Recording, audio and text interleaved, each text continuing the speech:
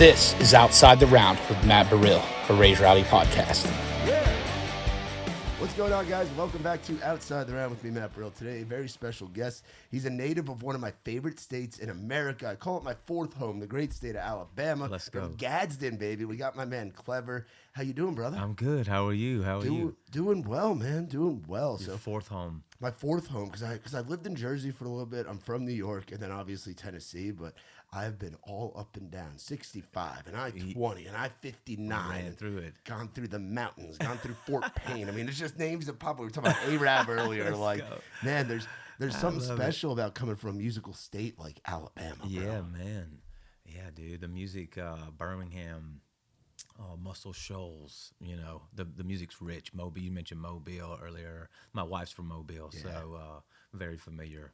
You know, just the culture and everything down there. It's cool, dude. Yeah, so Alabama's it's a whole thing. I'm surprised you know it as well as you do, being from where. Dude, yeah. You said you're from New York. From New York, yeah. I grew up about 30 minutes outside of New York City, so I never thought that I'd end up in the Gulf or in Alabama, Mississippi, those kind of places as much as I have, man. But like you said, it's just a rich musical history where you grow up and it's just it's Alabama football's on Saturdays, and you remember the days before Saban, I'm sure.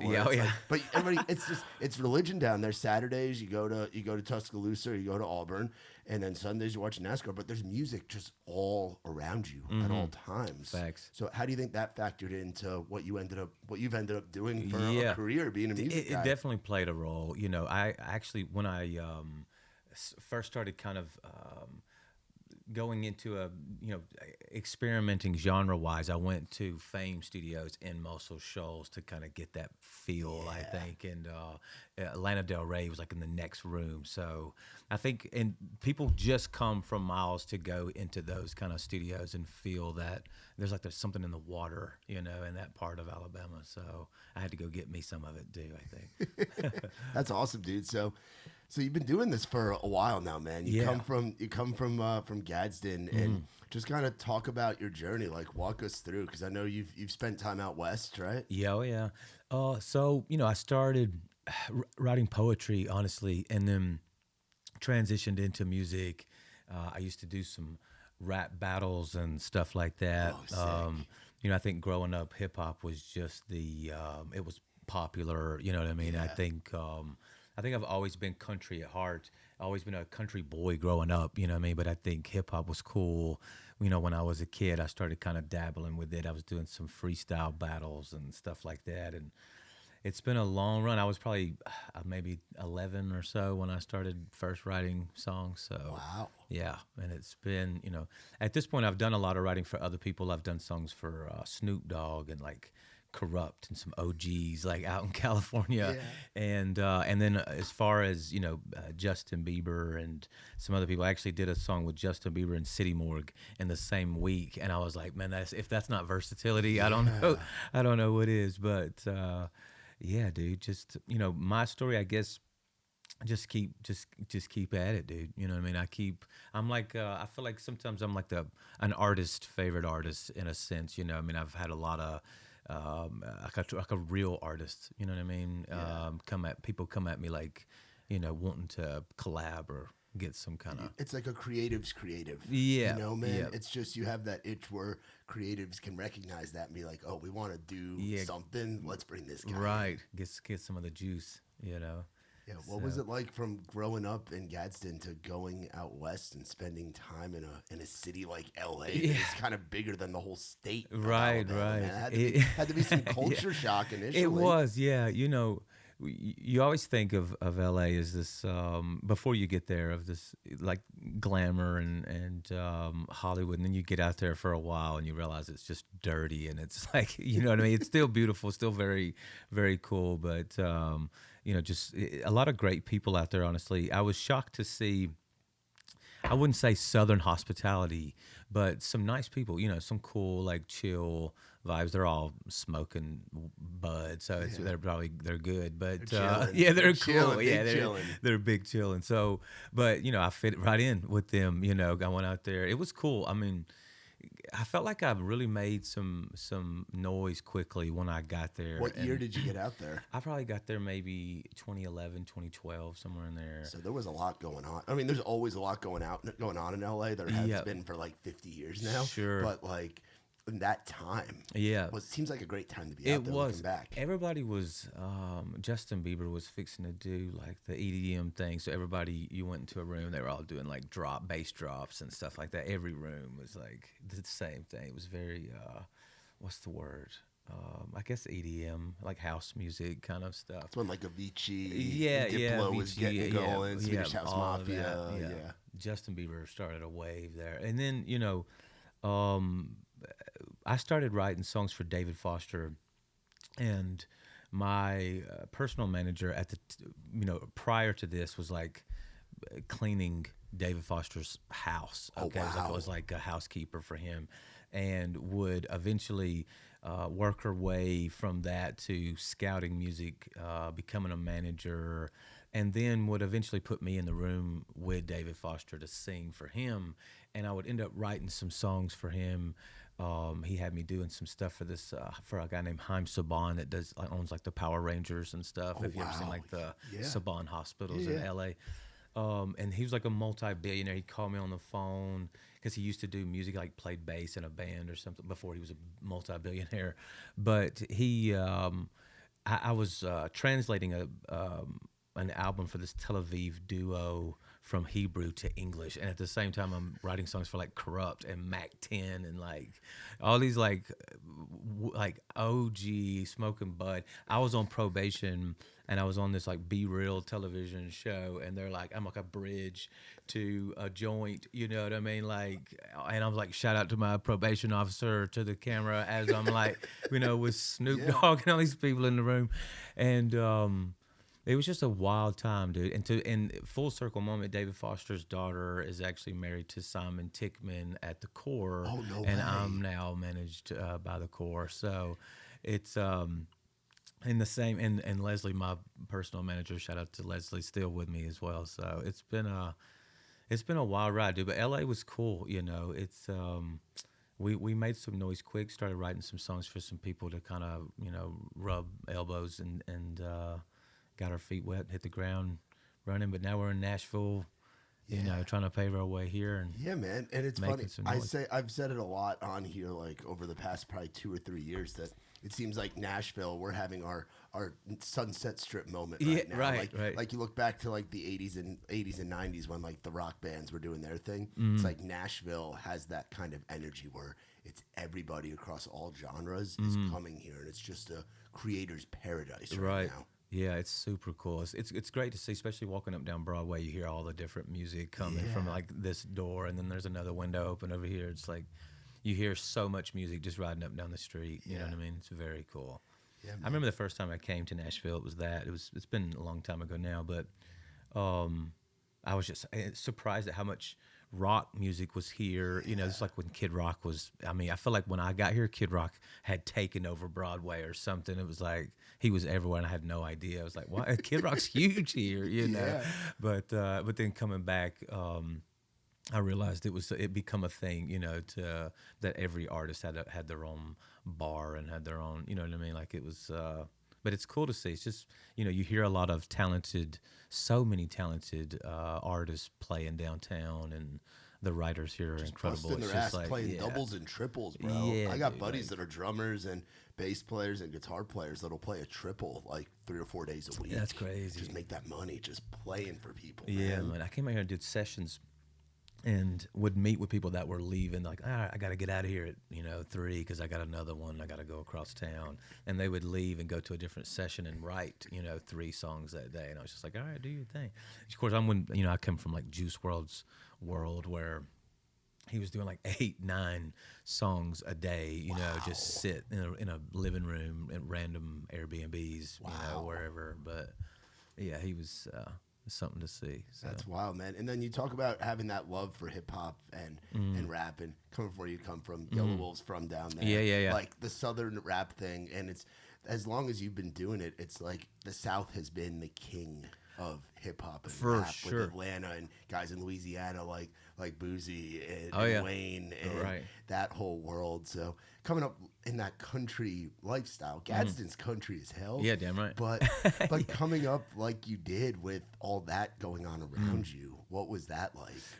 Well, I mean, Gadsden's wild. You've been there. It's Yes. like, I thought it was funny. Beyonce in her album even mentioned like Gadsden, Alabama. Her dad's from Gadsden or something. So she actually performed at my high school when I was going there No way. with Destiny's Child, and Wow.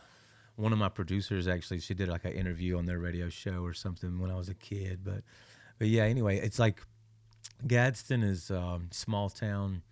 There's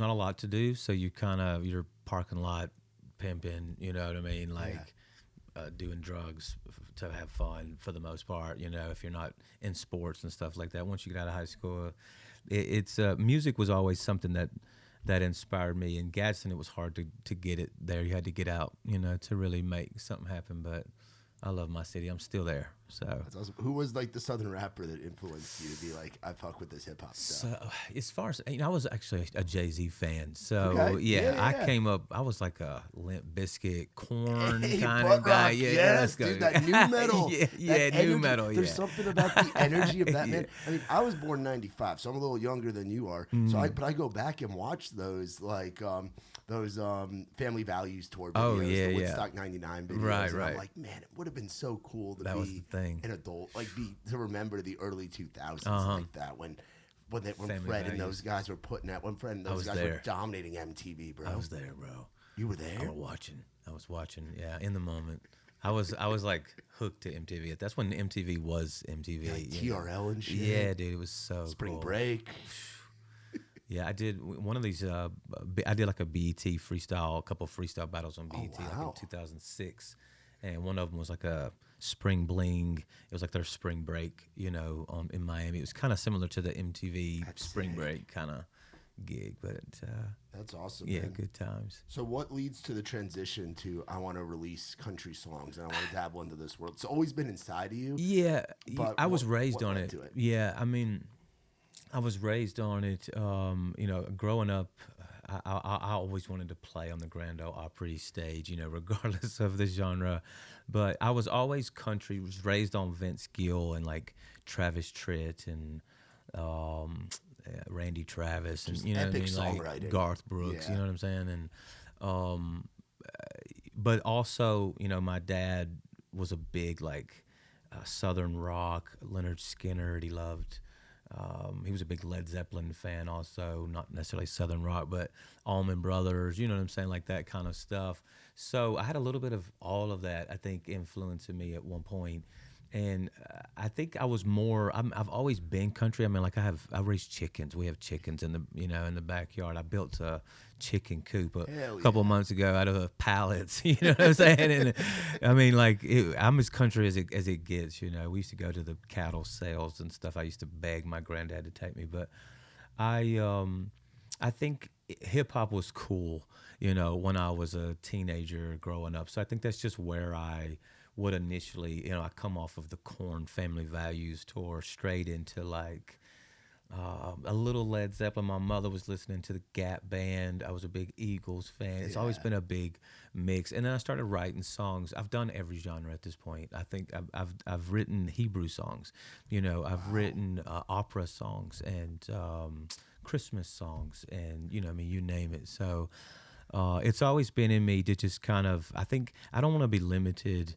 As far as what genre I play with or what concept I do, where, a lot of times people want the same thing from you over and over and over again. Once you get that one song, it's like, I already did that song. Yeah. So, but I think that I was always country and just kind of dabbled with hip hop because it was the popular thing and it would eventually come home. Yeah, man. So right now, where music is at as a whole has to be perfect for a guy like you. Oh, 'Cause absolutely. It's just anything goes, and these walls of where an artist is told and has to do a specific thing, that's no more. An artist can be truly creative and go whatever direction he or she wants to. Yeah. You can't even put a genre on it. When I was making hip hop music per se, I don't think it's really not much different. It's like And I think if you listen to a Morgan Wallen album now, yeah. there's a lot of 808 bass in there and that kind of stuff. So it's to me, it's a good look. I love that new Morgan album. So I thought it was dope. Yeah, 37 songs, man. He's Yeah, just man. rolling them out, Yeah. dog. It's crazy, man. Yeah. How has it been like seeing the music business from the longtime songwriter side to literally every genre in the world? It sounds like you've dabbled in at some point. For sure. To now the way that Nashville does it and the way that it's done on the countryside. Nashville, man,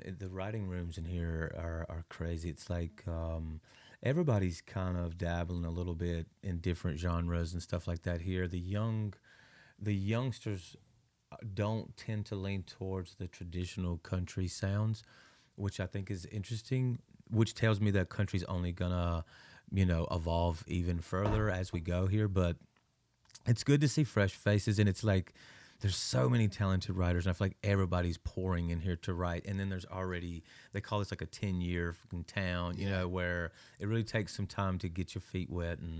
But I've been blessed to get into some rooms, and it's really amazing to see like how, like I said, some of them are doing 2 or 3 songs a day. Like they're on it here, bro. They are really like cooking. I feel like I've heard there's like 300 songs written every day or something in Nashville, and I don't know, they burn most of them kind of thing, and then Morgan Wallen's like hoarding all of the good ones or something like that.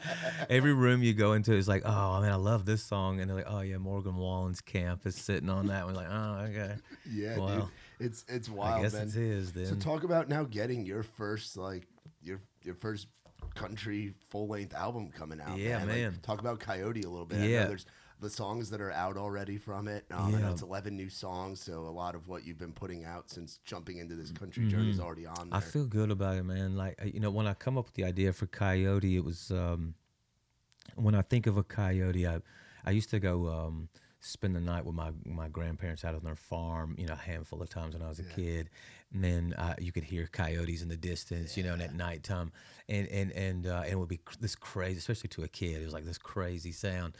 And when I think of a coyote, I think of like this voice in the darkness almost. And when I think of my music, I think of the same thing, almost like a voice in this like redemption type mode, you know what I mean? Kind of been through some things, and I wasn't born like this, just been through some things and came out, on the other side of it. Yeah. So, but, doing this, it's felt good. It felt like a homecoming in a sense, you know what I mean? Like getting back to my roots, Yeah, man. Talk about some of the trials and tribulations. I mean, when someone goes home, we always joke about like Nashville folks going home for Thanksgiving and trying to explain to their extended family what they do. Like, oh, he's a songwriter, all this, all that. But like, it's a tough road and a tough journey. So talk about some of the crazy stuff, because now you're married, you have two amazing little kids. Like, life where it is now to where life was 20 something years ago. Right. Yeah. Right. It has to be wild looking back. It is, yeah. I'm very family. I'm a dad first. You know what I mean? So, I mean, and I still am climbing and trying to grind my way up. So, it's a balance all the time. I mean, for example, I woke up at 4:00 this morning, drove here. I want to say it's a 3.5 hour drive. Thank you for doing that. Yes, by the way. Thank you for having me. Appreciate you. Empty stomach. Full tank, freaking 2 eyes, 2 bags, bro. You know what I mean? Like, and got here, and I'll be home probably about 2:00, and my daughter's got dance class at 2:30. So I gotta get home to get her to dance class at 2:30, and that's kind of my day, is get here, do what I gotta do. You know what I mean? And then be there for my family. But that's me in a nutshell. Day in the life is every day, just at it, trying to get this music thing off the ground and going home and being a dad. And I think, I bring my kids, I think they're cultured, I mean, they've been around the world and back. So, it's a good, and it's a pros and cons of dragging them around tours and stuff like that. But, it is what it is. Their dad's a music artist, so that's what they get. So take us back. You're 40 years old now. Take us back to when you were a 30-year-old living in LA for a few years. 2015. Some of the stuff you had done, and could you have imagined that you'd be in the place that you're in now? 2015. I was I was writing some songs.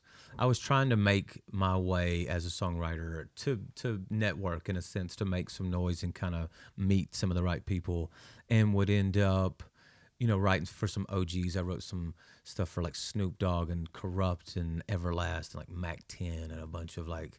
I was in the room. I was recording in this studio that was owned by DJ Muggs from Cypress Hill, and yes, so I'm that's where I'm dude. recording at, dude. Yeah, I did some stuff like The Alchemist, and I was like very LA there for a minute. That in 2015 for sure, but just trying to make my way, and I would end up getting in a bad deal that I would be stuck in for the next 5 years, and I would never have pictured myself here. No, not in 10 years. I mean, somewhere in the music business, yeah.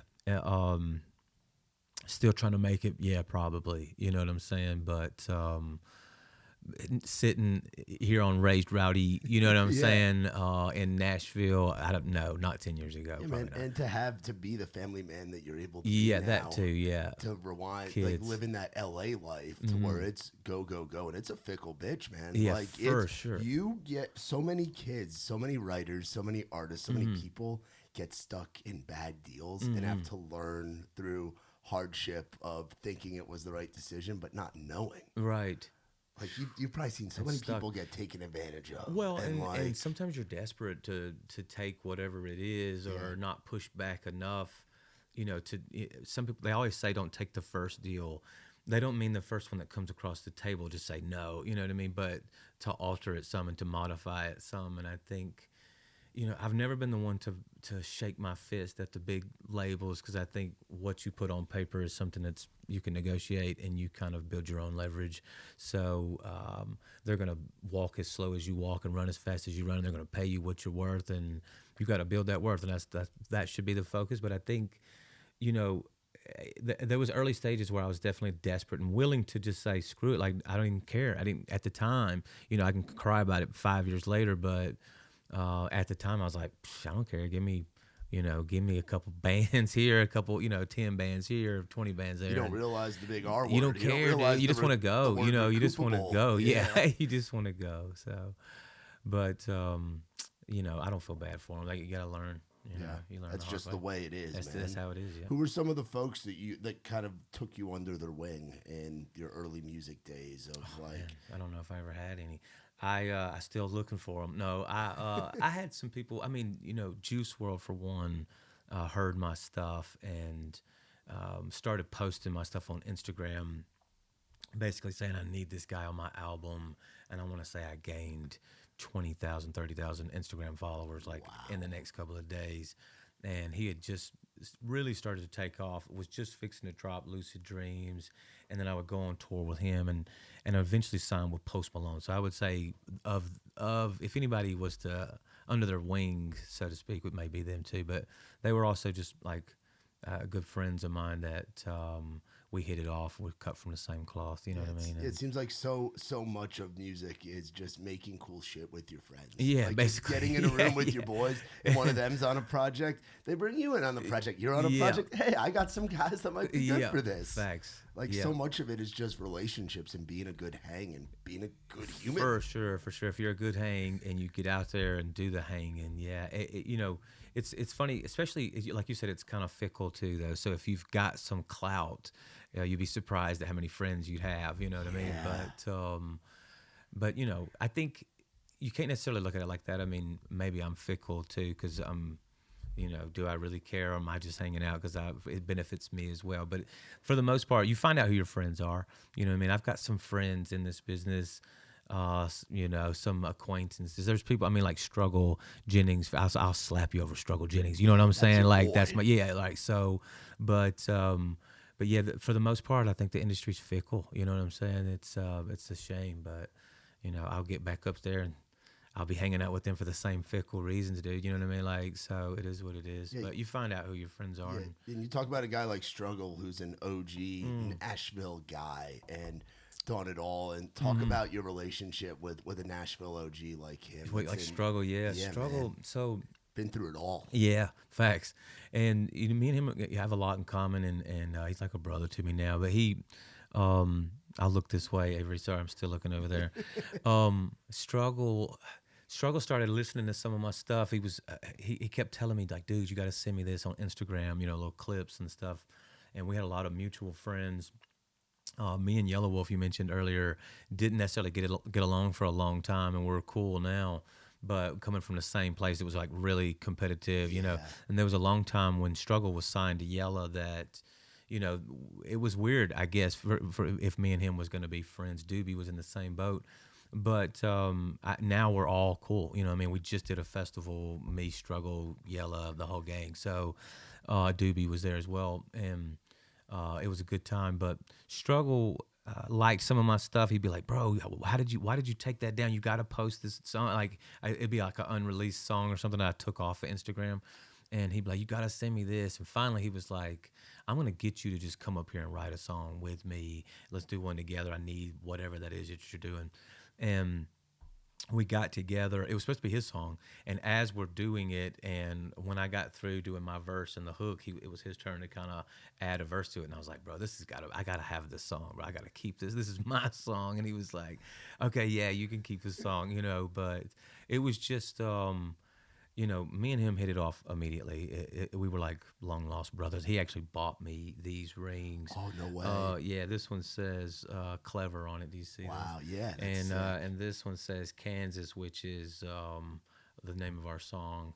Yeah. And he knows I'm into like turquoise and stuff like that. He actually gave it to me on his podcast. So I expect jewelry every time I come to an interview, but I'll take Hardee's, whatever you got, I'll take lemon. What is this? Vodka, iced tea vodka. Iced tea, lemon. Yeah. I got that, and I got a bunch of hats. We'll work on the jewelry. Yeah, give me some hats. I can take a hat. Yeah. Episode 2 with Clever, we will get something. We'll get something. Let's go. I need something. Tell me about Dale Murphy. Dale Murphy. Why him as a baseball player? Oh, dude, growing up, dude. So when I was born, I was born in Gadsden, but the first month we moved to Georgia, like when I was a month old. So I lived my first 4 or 5 years in Georgia. When I first started playing T-ball, I was like a huge Braves fan. I've been a Braves fan ever since. Great time to be a Braves fan, by the way. Those early 90s teams, Oh, man. Right, exactly. Sorry, as a Yankees fan, I know I'm touching the pinstripes over. Right. It made the 90s a little bit tougher on you. So when I was, I want to say 4, 5, I played for this T-ball team, and we won, and we got a chance to go out on Turner Field. It wasn't Turner Field. It was Fulton County Stadium. Thank you. Wow, your baseball. Yeah. You're Southern. That's crazy. This dude's from the South. Yeah, it was Fulton County Stadium, and I've actually got like never before seen photos of Dale Murphy out in the outfield, bro, that my mom took. Yeah. But anyway, I got to play on the field. After we won, we got to go out on Fulton County and kind of run around, hit the ball a few times, stuff like that. But as the champions of that league, along with other champions and stuff. But growing up, I was Dale Murphy. I was also King Griffey Jr. a few times, you know what I mean? But that was kind of the basis of the story of the song, was like, you can try to tell me who I am and put me down, but like you have no idea. Like I used to be Dale Murphy, out in my yard just like hitting home runs. So like I'm a legend at heart kind of thing. And it's funny, Dale Murphy actually followed me on Instagram the other day, which was huge, and started posting the song and his story and stuff like that. He does like a lot of charity work and his foundation and stuff. Every time they're posting stories, they're using the song and stuff like that. I'm waiting for a Dale Murphy documentary now so I can hear my song. We got to have an intro, Have you gotten to meet him as an No, adult? dude, no. And that would be so cool. Yeah, absolutely. Yeah, that would be crazy. That's so cool. Well, talking about crazy, how that came out back in 2021. Right? Yes. So talk about how different it was making Coyote versus Crazy now. We're fast forwarding 4 years, like in a whole time of when a kid would be in high school. 40 years, people change a lot in 4 years. That's true. Yeah, good point. Crazy was a lot different. It was in LA. It was all these producers that Big Shot, spending big budget, Republic. We blew through a couple $1 million like it wasn't nothing. Isn't that crazy how the business, you can just fly through it, dog? Fly, bro. That album, was like big feature. This one, I've got Struggle on it. That's it. You know what I mean? I've got some deluxe I'm working on with some cool features. I could put a bunch of collabs together and you know what I mean, ride that wave. But back then it was like, I don't know, it was different. Juice had just passed, so the Crazy album was kind of a dedication to him. It spells out Juice WRLD is alive on the track list. There's a lot of hidden stuff. There's like if you play it from front to finish, there's like a door sound effect on the front of it with the Nightmare Before Christmas, and it plays from one end to the other with the movie. Because Juice passed like right before Christmas. It was just like I was in a completely different mindset. You know, it had Post Malone and Lil Wayne on it, and like Chris Brown, and but this one I wanted to be a little more intimate. I've got Struggle on it, as I said, like, you know, one of my close friends. It fits the name Coyote. Yeah, like that too. Like the coyote wandering through that field on that farm in Alabama, just figuring it out in his journey. And he's got his one coyote homie on there. You got Struggle. You two are out there howling, going after something, you know? I've got a few I've done some features with that I'm excited about that's going to come out on a possible deluxe that I'm working on. Nice. Could be some singles after, could be a deluxe, I don't know yet, but just excited to do this album and get it underway, and I definitely had to put Struggle on that one. So. How does the feature world work? Because in your past life, so to speak, when you were out in LA, I feel like any big tracks got like I've been in a going back to DJ Khaled phase when I've been at the gym, and you there's like 6 or 7 dudes on like each all of the song. songs. Yeah. So how does that work as a writer, as an artist, when you're either the featured artist or you're the artist releasing it with primary, all the features on it? Like, how does that all kind of come together? So like if you're the primary artist, you've got to get it cleared, and then an artist may be in a release cycle or something like that, so you may have to wait, and it may have to make sense for them to release it at a certain time or that sort of thing. And then if I've been blessed to have some homies that just wanted to work. We'll do some swaps or something like that, or you offer, if you've got a budget, you just be like, bro, I'll get you a bag if you'll come, do this joint. Yeah, it's like a bag versus points or something like that. Yeah, right? basically. But a lot of times you'd rather give them points, I guess. I've been blessed to have some people that are just like Timbaland, for instance, is always just like, let's do one. Like, I don't need any money up front. Let's just do something. I believe in you. And me and Juice was homies. Me and Post was homies. Yeah. It's like, Justin Bieber. A lot of people reached out to me for a feature as well. So I kind of gave them the same thing. I'm like, you don't want to risk losing a feature. So you're not going to be like, yeah, I'll do a feature with Justin Bieber, but you're going to charge him $10,000. You know what I'm saying? Like, or try to be difficult. You're almost just like, yeah, 0.2% on this Justin Bieber. Yeah, sure. Yeah. But no, I mean, it's a game of trying to figure out the elbow room. But most times, like if you write in Nashville, and it's 4 writers sitting in a room, you're splitting it even, like regardless of anybody's contribution. Different culture out Sometimes, dude, you can be in a room with a guy that didn't do anything. I mean, like he tried, he threw a couple ideas at the wall and it didn't go, and didn't really do anything to contribute to the song, but yet still got the same percentage. So it's good to be a fly on the wall sometimes, It's all about the hang. Yeah, you just got to be there. As long as you're a good hang, you're good. Yeah, Throw some ideas, throw some rebuttals out there, like, man, I don't like that. Maybe this, and then you're good. But it's usually split even. But it can be nerve-wracking. I mean, especially trying to get production cleared. Everybody wants their money and wants their cut, and you have to hurt people's feelings sometimes, and or tell them like, look, bro, I'm independent here. I ain't got that much money. So with all the experience that you've had, as a part of you thought about long-term one day being in the business on that side to make sure kids that came up like you don't get screwed over, or offering that mentorship? Like, have you taken kids under your wing? I've had people on my TikTok live, Instagram live, that'll ask questions, and I'm always quick to give them advice, or even like in my messages on Instagram, like. But I'm usually trying to give advice to those that I can see myself in, and I wouldn't be where I was. Same for you, without us digging for the information. You have to go grab it. It's an internal journey. Yes, you have to go find it. And I mean, even like the knowledge to do what we do, to mix, to edit, to color correction, to cameras, to, you know what I mean, to working this whole thing, you have to dig.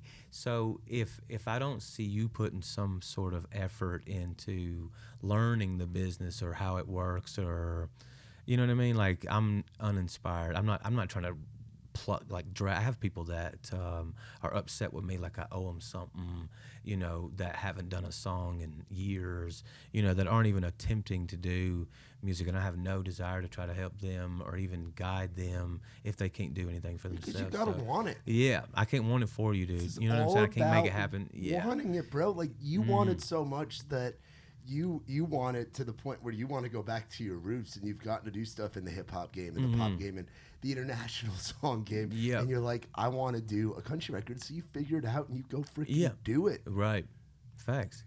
You can't just sit around. So, I mean, I'm quick to give advice. I couldn't see myself doing it as a profession. If anything, as a songwriter, maybe as a record label. Yeah, that's what I'm saying. The guy screwing somebody over. I might be the guy that says, hey, sign this.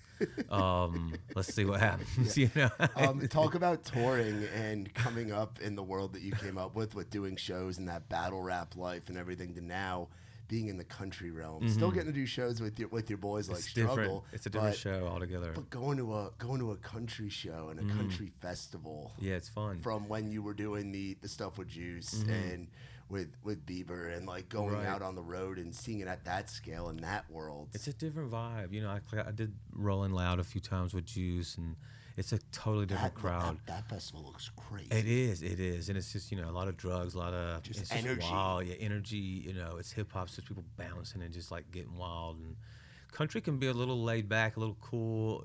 At times it can also get rowdy. You see some of those like Gavin Adcock throwing beers. And we're going down to see him in a couple weeks. I've seen his shows for a long time. Yeah, but.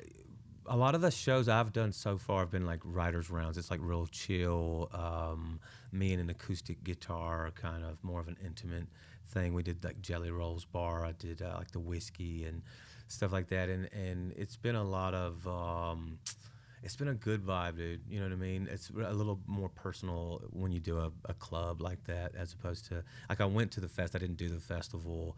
I got to see Sam Barber. It was incredible, and he's dope. Yeah, he's cool. My wife loves his stuff. All these young kids coming up too, man. Like, what do you make of that? Of seeing these young guns, particularly in country. It's so good. I got to mention Brandon Wisham. Have you heard Brandon Wisham? I know Brandon. Do you? Yeah, I know Brandon. Cool. Oh yeah, I always throw B Wish in there. Shout out to B Wish. Yeah, B-Wish was on here not too long ago. We've known Brandon for a nice. long Okay, time. Cool. Yeah, I always toot Brandon Wish. B-Wish is going to be huge, so if B-Wish makes it and gets bigger than me, then I'll always have an opening spot if I just keep saying his name on different interviews. No, I try to.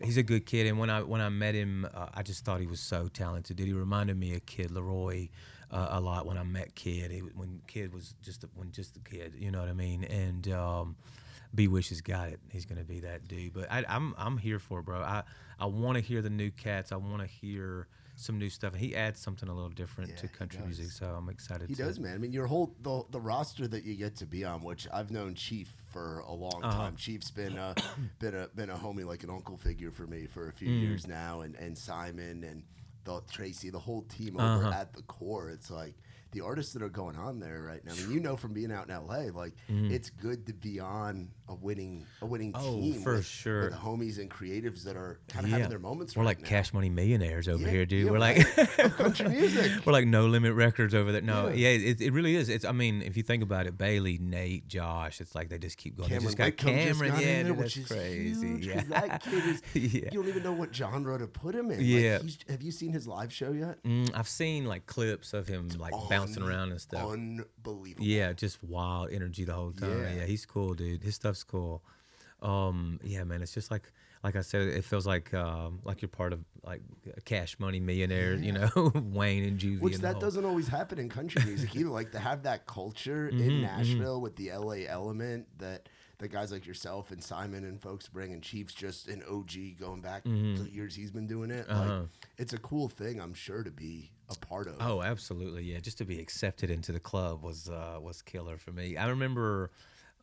You know, we started looking through Nashville at different people, and you know, who do we want to work with? We had some people interested, and when I saw Simon Tickman, I was like, oh, dude, I gotta get with Simon. Shout out to Simon. I don't know if he knows that story or not, but I kept telling my manager, like, no, go get Simon Tickman, and started blowing him up, and he heard a couple records and was in. So, we've been together ever since. Oh yeah. Yeah, shout out to the core. Man. That's awesome. What do you hope people feel or get or think about when they're listening to Coyote? What's like the goal of the record for the listener? For me, it feels, it's kind of like it's like heartbreak. The vibe is like in an old Chevelle, like going through a desert at nighttime, kind of Americana, Marlboro cigarette. Yeah. That's kind of the vibe. So that's what I want you to feel. I want you to take what you take from it. But, a lot of my heartbreak songs, they're just, they're meant to do just that, to break it all over again. So that's what I want you to laugh and cry a little bit. Have you gotten to perform? Have you gotten to perform a lot of the tracks that are on the record live? No, I did Dale Murphy in Ohio about a week or two ago, and it was funny. I had a guy that was doing some interviews. People before they go on stage, kind of just hitting you. And he was like, "Are you gonna do Dale Murphy?" Because he had already heard some of the clips, and I was like, "Yeah, I'm doing it. I'm doing it like third song in." So.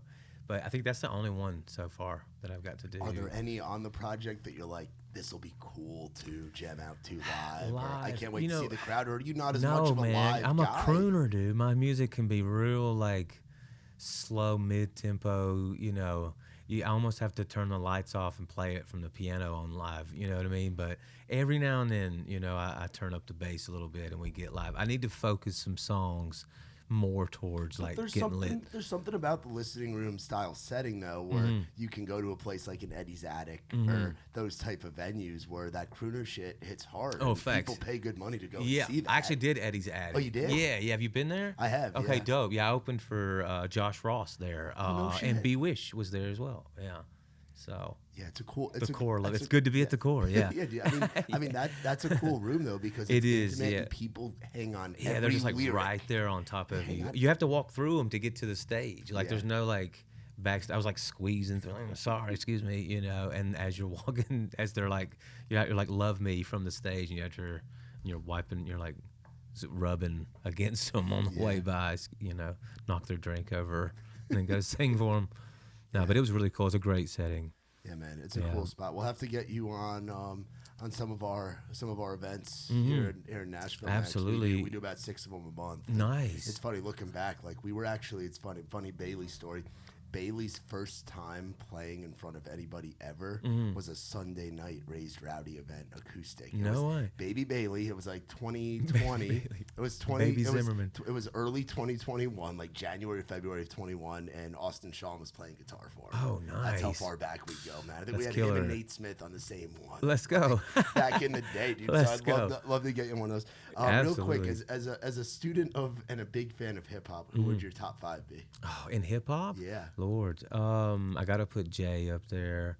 Lil Wayne, of course, which I've done a song with, which is do you like the new Carter? Yes. I haven't got to hear all of it. I heard a couple of songs. I have buddies that were some are like, I really like this, and some are like, man, I'm sure I'd love the whole thing. It just ain't Carter 3. And I'm like, nothing's going to be Carter 3. Nothing's Carter. Like, why? This is not Carter 3. Nothing's going to be Carter 3. No, yeah. Wayne's Wayne, dude. Wayne's gonna do what Wayne does, and every album's gonna be incredible. I haven't heard the whole thing. I'm the type I'll listen to like 4 or 5 songs like on YouTube or something on one of those full album videos, and then I'm done. I'll go, do something else. But so Wayne, so Wayne's Jay definitely Wayne. up there. Jay-Z's up there. I guess you got to put Tupac up there. Biggie. Yeah, those 90s guys. Yeah. That's my favorite era. Is like the New York 90s scene, even like the lyricist lounge stuff with like Mos Def and like those guys. That's dude, again, like I wish I was old enough to live to have done the 90s in New York. I loved Mos Def, like the old Dave Chappelle, Black Star stuff. Yeah, man, just that underground stuff. That Big feels Pun, good. early Yes, Fat dude. Joe, that I was mixtape even like era. Music Soul Child, like even that, like deep into the But as far as like top 5, I know that 5th one's the hardest. It is. For me, lyrically, oh God, I don't know, dude. Let's see, Jay, Wayne, Biggie, Pac. I mean, Drake is like arguably, I don't know about, lyrically he's dope, Vocal, he's dope. Numbers wise, he's a threat, dude. You know what I mean? He's kind of like Morgan Wallen numbers. You got to put him up there somewhere, I guess. Yeah, 5, no, he's know? generational. Yeah, all 5 of those are generational. Yeah, facts. Of all of his. Do you like Big X the Plug? Have you gotten to hang with him at all? Yeah, I didn't get to hang. No, I've heard his stuff though. He's dope. It's a cool, and he's another guy that's kind of dipping into that alt genre where it's coming in the country. Right. Yeah, it's dope. That Bailey record he did, that's it's insane. Like that Ella one, he spits that diabolical lyric, I hope you turn your heater on and it blow cold. Where it's just like, man, fuck you, but I'm saying it clean so we can get this sucker on the radio. Yeah. I heard you say the F-bomb. I didn't know till now that we could whatever, cuss. Otherwise, I'd have been... I'm a loud mouth from New York, so you can say whatever. I could have fucked all this whole time. I could have been fucking this whole time. If somebody's going to Alabama, where's the place they have to go? In Alabama, you got to go to Gadsden. You got to go to Nakalula Falls in Gadsden, like a 90-foot waterfall. Yeah, it's there's a statue there of it's the only statue in the world of someone committing suicide, but it's a Native American committing suicide off of the waterfall, which is the story. It's like a Pocahontas story, but it's named after her, and it's a 90-foot waterfall. You can swim at the bottom of it, and you can walk all the way around it, and it's right across the street from my house. So if you go there, holler at your boy. That's wild, man. Yeah. That's wild, brother. What's something that you would tell that kid that had just moved to LA, knowing what you know now? What's something that you would tell yourself in 2011, 2012, young kid out of Gadsden, BET battle in LA? I would say eat it El Coyote for one. Eat it El Coyote. Yeah, which is wow. Yeah, I didn't think about that. Eat it El Coyote. Go to Nashville. Get out here soon. Get out. Go to Nashville. No, I loved LA. You know, I would tell them get it in. It's not about being in the right place at the right time. It's about being in the right place all the time. So go get in it, get dirty, go home. You know, take it home. Hell yeah, dude. That's awesome. Go and get it and figure it out. You know, LA's tough, dude. I mean, like. You know, my manager, one of my managers right now has a squatter in her house she can't even get out of, you know what I'm saying? And it's like fixing to lose her home over it, you know what I mean? And it's just a different world out there, man. It's expensive. You spend all that money, never own anything. You know what I mean? The laws are crazy. Yeah, it's easier to just live home with the wife. And talk about how you met your wife real quick, too. Let's get the backstory on that. Funny enough, on Instagram. That's how I met my girlfriend. No bro. shit. Okay, yeah, let's go, bro. 3 years Good now. Let's there, go, dude. All man. right. So she was a fan of my music, and she posted a picture in a bikini and tagged me in it. And it was like, hey, Alexa, play at Who Is Clever, right? Which is my Instagram handle.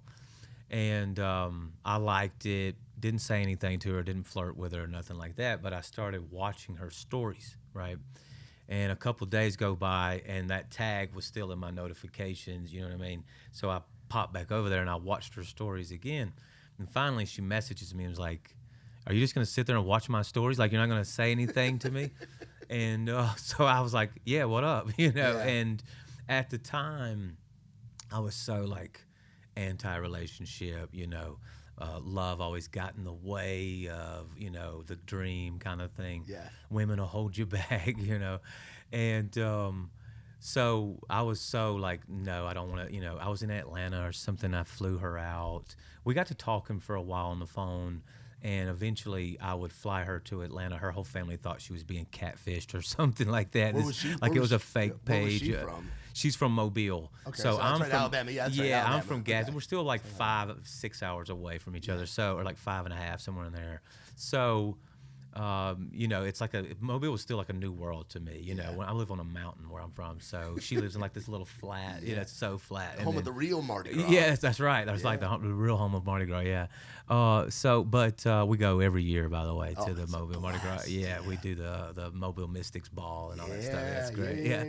But yeah, I flew her to Atlanta. So I met her the first time in the Atlanta, the Hartsville Jackson airport, and we started hanging out. I was doing sessions all weekend, so she was just sitting in the studio with me, and we just started hanging out and hit it off and been together ever since. That's awesome, man. Yeah. How did you met yours on Instagram? Yeah, I posted a funny story of Eli Manning doing something outside of a Giants tailgate, and she like reacted to it, and I was like, "Oh shit, who's this?" And then, who's this girl that reacts and to then hang out for a little bit, and we've been dating for almost 3 years now. Let's go. So you obviously have the same sense of humor. Yeah. Oh, dude, she actually did stand up for a little bit. Oh, she's sick. She's open for Dusty Slay. Let's go. She's gotten to do some stuff at Zany. She's awesome. That's man. dope. She's awesome. That's And dope. She has a beautiful little girl named Charlotte that's 7 years old. So I've paid my dues of watching Bluey. Oh and yeah, watching you go. Paw Patrol. Bluey's good, dude. Bluey's like the best one because they're so Bluey's, quick. Yeah. You set that bedtime. But actually well done too. Yeah, though. Like I can get into Bluey. Yeah. Like I'm not tripping if it goes a little longer. Yeah, Bluey's, Australian PBS. Bluey's hard. There's some heavy topics in it's there. Straight, dude. They go Chili in. and Bandit are Come on. That's it, right, man. dude. Hey, They're you know your on it. stuff, Yeah, bro. I do, man. I like you, watching dude. Super Kitties. Now she's into the YouTube and the Minecraft, and she's watching the streamers play on YouTube. I'm like, damn, we got to make her a Twitch account. Yeah, I'm like, let's she's get it 7. going. We got to get her on Twitch. Yeah, something, dude. Twitch. How old are your little ones? I've got one 11. So I've got one 11, one 3. The 11-year-old is already into that sort of thing as well. But I've got an 11-year-old son. I call them angels. I don't have 2 kids. I have 2 angels. Yeah. 11-year-old and a 3-year-old, and boy and girl. So that's cool. I get the best of both, and they're both like crazy about music. They've been studio rats since they were tiny tots. So they all love it. My oldest one, like when I did a day in Vegas and some other like Lollapalooza and something like that, he was so shy, wouldn't want to dance. My little one, she wants to be out there on stage, bro. She is like so mad that I'm out there by myself, or something like that. Party. She's like, dude, my wife's like fighting her back to get out there. So what are their names? Lyric is my oldest, and Salem is my youngest. Great names. Yeah. It's thank you. It's you got to make them rock star names. You know what I mean? Man. So that's so cool. Gotta give it to them. So cool. What are you getting them at Jack's in the morning when you're swinging through? Jack's. Oh man. What's your Jack's order? I'm gonna go full deep Bama. I love biscuit and gravy at Jack's. It's I consistent. like Anyone you go to. Yeah, consistent it's biscuits good. and gravy. Yeah, they're double biscuit there or single. Single gravy. They got also. They don't have it on the menu, but they will do a chicken, egg, and cheese biscuit in the morning. Secret menu.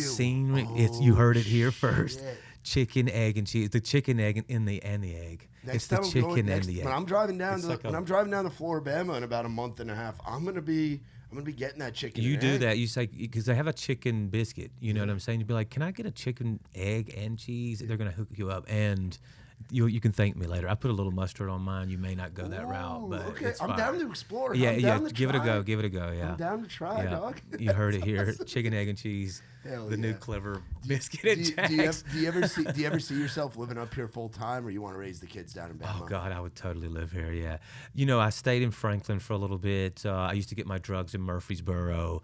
MTSU, the dirty borough. My publicist hated that I just said that, but no, dude. Hey, man, it's all like you said. It's a redemption story. It is. It's a redemption story. No, I love a redemption story, and we all go through shit when we're younger. And look at where you're at now.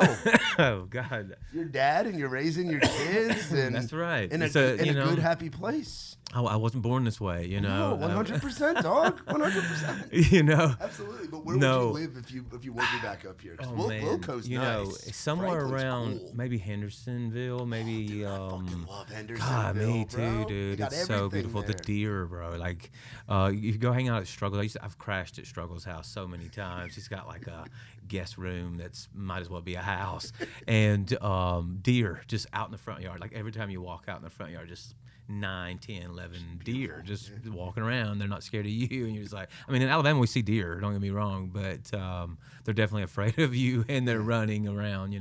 These are just like laying out in the yard as you're walking to the car. But where was it? We just stayed. God, it was beautiful. The city, like what's another surrounding area? Like Bellevue, Dixon. No, starts with an M, maybe. Mount Juliet? No. Mount Juliet. Madison.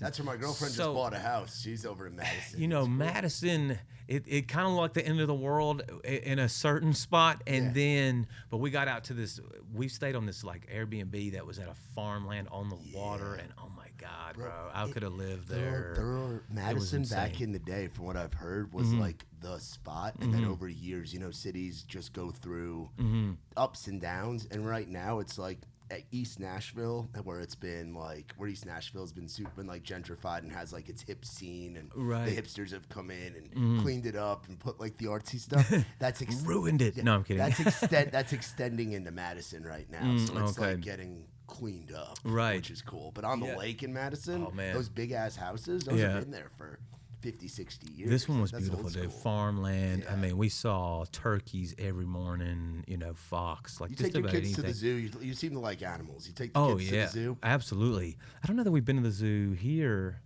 But maybe there's the we one have. out. There's some. We have Alabama. we have so many good ones in Alabama. Yeah, we go to the Atlanta Zoo a lot too. That's it's the a big great. one. Yeah, it's a good one. That's awesome. Yeah, hell yeah. We do all the kid things, bro. That's you cool, know. man. Yeah, dude. I just went to I went on my first family trip with them. I went to Dollywood. Oh, nice. A few months ago, and I ended up on all the damn roller coasters. Let's go. Because Charlotte's a tall 7-year-old, so she had me on like the Screaming Eagle and like all those. And I'm like, I wasn't a big roller coaster guy, but if that little girl wants to go on them, I'll go on there. I'll hold her hand. yeah. Or she's holding your hand, basically. Honestly, yeah.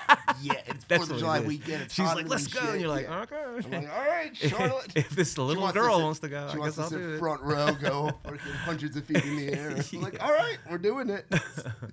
I'm ready to go to Universal. They got the take them to the big. Yeah, the Harry Potter stuff that's going down out there. I've got like a Harry Potter tattoo here. Dude, I actually am Harry Potter. Yeah. So, but no. Talk about some of the ink, because you've got. I've got some. Yeah. You've got some. This for bar. Sure. Sometimes I'll get some like this, and then that you bar know, one's pretty cool. and want to cover it up later. No, I got Marilyn here. This is Juice, actually. Nice. That's a great tribute This is me and piece him right at there, Rolling Loud. Yeah, I had a buddy from Canada do that one. He's killer. Somebody's blowing my phone up, bro. It just won't go away. Yeah. I got music notes in my ear. I like to put stuff in specific places. I got a Band-Aid on my wrist kind of thing. It's like... That's cool. Yeah. That's cool. I just got my sobriety date. That's it. That's it. That's all you got. Nikki T, my business partner, has like his whole arms. It's like, it's not, he's like, I don't want to have a full sleeve because I want it to look degenerate where there's just random things and random. He's like, I want that. But he's got like a Dolly Parton, like Injustice. It's like Injustice for All, but it's Dolly Parton. Oh, that's like hard. holding the things. Like he's got like Rage Against the Machine, all this shit. I do have to get a Raised Rowdy tattoo at some point. Oh, I yeah, told him that's part of my. I've been a co-owner for 2.5 years. So now, you've been sober that long? I've been sober. Yeah, I've been sober to be 10 years next May. Congrats, which is bro. Cool. Wow. California sober, so I'm not like full California. Got I'm able to. And luckily, I never. So you eat eggs and cheese? No, I'm kidding. Yeah, eggs and cheese. Eggs and cheese. Hold the chicken. But yeah, I mean, and I never. Luckily, I never got into the powder or anything like that. Right, like got you. I was able to. I just know I can't drink these because I end up drinking a lot of them. California sober. California sober, man. I like that. That's what I do, man. I'm chilling. There's a lot of guys and girls in the industry that are, you know. Like, yeah. Where it's just easier to get a little stoned at night. I ain't gonna say any names, but I did a session, bro, and there was this one guy.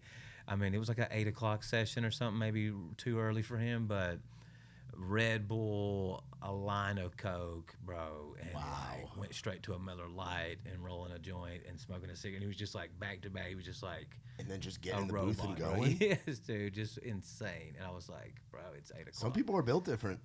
Some people just are, man. And it's true. And there's a thin line between brilliant and crazy, especially when it comes to like creatives. You know, like it's you true. See a lot of tweakers. You see people genius. They're tweaks. brilliant, and then they slowly you start to see the crazy come out over time. Yeah, it's know, true. Man? It's you true. see it for sure, man. It's you keep expressing yourself long enough. You do, man. You do, man. Well, I love the way that you expressed yourself in Coyote.